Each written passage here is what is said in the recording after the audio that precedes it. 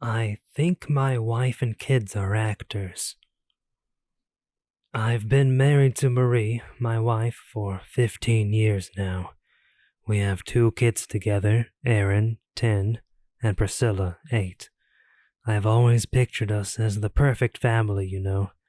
Nice, spacious house in a good neighborhood, barely any arguments, well behaved, healthy kids with good grades. Everything seemed spotless. But lately, I've been noticing things. Things that have made me question everything in my life. But let us start at the beginning. I have always been a workaholic. For the last 20 years, I have averaged 150 yearly commuter days. I spend more time in airports than I do with my own family. So it is only to be expected that things change when I suddenly find myself stuck in the house 24/7, right? That is exactly how I was trying to justify the weirdness. I've hardly spent a full week with them in years. It's gonna take time to get used to me hanging around here constantly. I suffered a pretty serious neck injury on the job a few months back, which kept me hospitalized for a good 2 weeks. I am mostly fine now, but because of the nature of the fracture, I still have to wear a collar for stabilization, and there is at least a couple of months until I'm ready for work. So I spend my days just wandering around the house, not quite knowing what to do with myself. My wife is a stay-at-home mom. She is the love of my life. We met at a company retreat 17 years ago and we hit it off immediately. Soon we fell in love, got married, spawned the kids, you know the deal. She left the company when Aaron was born. I was making enough for the both of us, so I was happy to see her happy. But now, things are different. I have no idea if she's happy anymore. She always smiles, always laughs, but it feels so emotionless, forced even. And she sneaks out when she thinks I'm napping. At first I thought she was having an affair or something, but I'm not so sure anymore. My kids are just weird around me. Aaron won't look me in the eyes, and Priscilla seems to avoid me at all costs. I shrugged it off the first few weeks. Maybe they just needed a little more time. But time didn't help. Time only made it worse. My wife keeps sending them to her parents every weekend. They love it there, she says. She allows them to sleep over at their friend's place too often as well, even on school nights. I try to set some boundaries, but my wife just ignores them. She knows them best, she says. Can't argue with that. At night, when she thinks I'm sleeping, my wife sneaks out of bed and makes a phone call. Just one. She is away for maybe 30 minutes before returning to bed.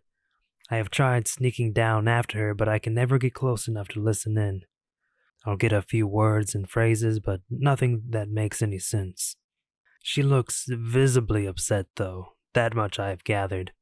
The first few times I confronted her about it, but she just said it was one of her friends needing some advice. I didn't want to press matters too far because of the way she looked at me. Cold and emotionless. I shudder at the thought of it. I tried driving my kids to soccer practice and gymnastics twice a week, hoping to get some conversation started. They seemed really upset at the idea of me taking them anywhere, and my wife desperately tried to get me to reconsider, but I insisted. I stopped taking them after a week. The look in their eyes scared me. It was like the very presence of me made them so uncomfortable that it nearly induced panic attacks in them. I was at my wits' end at this point. Laying awake at night, my mind started drifting. I have always joked that I spend so much time away from them that they could easily be replaced and I would hardly notice. And then I remembered the Aaron incident. I sat up in bed, sweating. The Aaron incident. When Aaron was 2, a few months before Priscilla was born, I had been spending months at a time on a job. When I got home for a much-needed long weekend, my wife and son greeted me at the airport. Only it wasn't my son. I didn't recognize him at all. I stood there frozen for minutes before my wife, looking quite flustered, snapped me out of it. "Pick him up," she said. "He just wants to hug his father." I picked him up and just stared at him. He didn't seem familiar at all. At this point, I was starting to feel unwell, like I had to throw up or something. I couldn't understand why I didn't recognize him. When we got home, I told everything to my wife, and she said it was because I spent too much time away. Kids that age grow and change like crazy, she explained.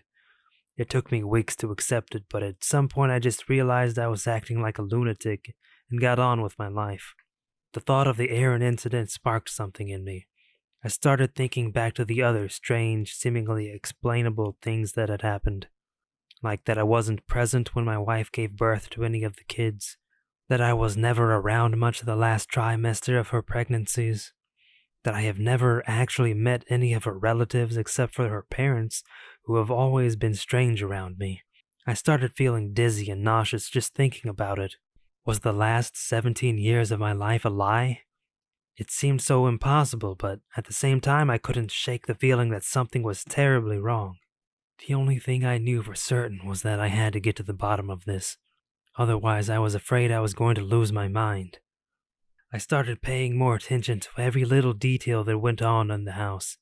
Every conversation, every phone call, every movement, any little detail that could explain what was going on. There was always something that never quite made sense. Just a tiny little thing that would catch my eye. How they always seemed to talk in perfect order, like they were reading from a script. Like how they always seemed to know who was coming up the driveway just moments before they actually did. Like it was all some elaborate stage act. I was getting more paranoid by the minute, and I think they noticed something was wrong. That's when my wife sent me to therapy. She said I needed it, that I had been acting different ever since I got home. Like everything was my fault. I tried explaining to her that I was probably just a bit anxious because I wasn't used to living there, but she wouldn't hear it. My first session went as I had suspected. The therapist was desperately trying to get me to question myself and my motives. I didn't share anything with him. I simply couldn't trust him. Maybe he was in on it? Maybe they were trying to label me insane, lock me up in some godforsaken asylum. To what end? In any case, I couldn't afford to spill my suspicions just yet. I needed some proof. I told my wife everything went great and that I understood I might be coming on too hard. I was going to take it easy and not force them. I would leave them to it and learn as I went along. All that jazz. She smiled one of her obviously fake smiles and gave me a cold hug. She was so pleased, she told me. I was going to get better in no time. Sure, lady. I had come to realize I approached the matter from the wrong angle. I shouldn't have given away my suspicions so easily. Instead, I should have followed the one trail they could not hide. The money. If they were indeed actors, they had to get paid, right? And there had to be some evidence of some transaction somewhere. Even if they got paid in cash, I could perhaps follow them and catch them in the act. Yes, this was the plan. I spent days without sleep going through bank records, receipts, the GPS of the car without getting anywhere. Everything seemed just fine. Nothing out of the ordinary. I was tearing my hair out in despair when fate suddenly intervened and they slipped up. Just a tiny mistake, mind you. They could have easily gotten away with it if I wasn't already in a state of complete awareness. One morning my wife was getting the kids ready for school. Everything normal. Eating breakfast, packing their lunches, ushering them into the car. The old, we're gonna be late for school. But it was just this one tiny detail.